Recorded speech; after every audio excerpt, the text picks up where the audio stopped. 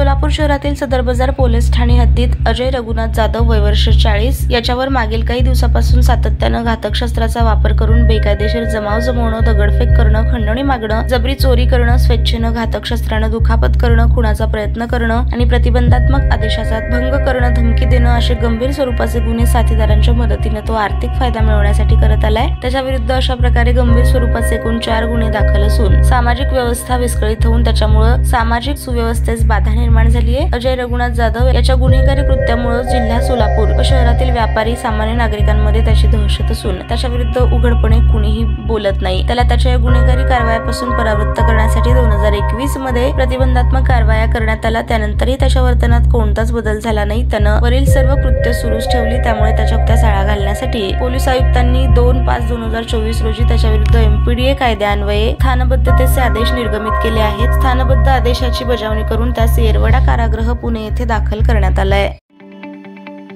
ताज्या बातम्या पाहण्यासाठी प्राईम महाराष्ट्र न्यूज चॅनलला सबस्क्राईब करा।